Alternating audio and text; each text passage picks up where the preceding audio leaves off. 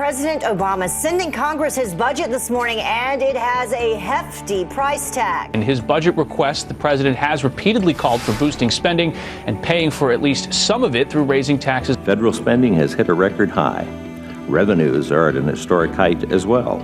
Yet every year we run deficits that are on track to hit $1 trillion. Such a large and growing federal debt would have serious negative consequences. That level of debt will lead to lower capital investment and lower incomes. All the things that are restraining the economy, all the policies of the Obama administration remain in place, and he wants to make them worse. The middle class is worse off today than we were 5 years ago by any measure. Too few jobs, too few people making the kind of wages that they ought to be making. Probably half of Nevadans right now work paycheck to paycheck and have zero savings. We have to do better than that. For the middle class, the American dream has been dimming. There are families struggling because they don't have jobs. Providing relief to the middle class is the Republican priority in the new Congress, and we're eager to work with the president to get things done. The newly elected Republican majority wasted no time in getting back to work on several bipartisan measures, like the Keystone XL pipeline.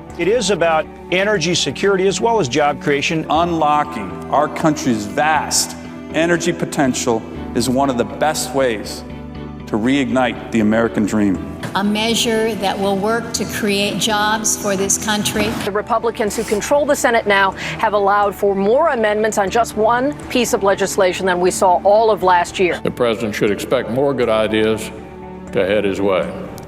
That's the goal of this new Congress.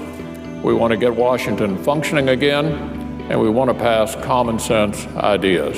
LNG exports will create good-paying jobs all across America. Increase our own national security, not to mention a huge economic boon to certain areas of the country. We would like to produce more natural gas in Montana. It's time to lift overly burdensome regulation and have a tax policy that's fair and equitable to all Americans. I'd prefer comprehensive tax reform because there are a lot of things wrong with this tax code. I'm all on board on tax reform. America is crying out for real and fundamental tax reform. See trade be high on our list of bipartisan things that we can work on. Creating jobs, making Washington more efficient, effective, and accountable.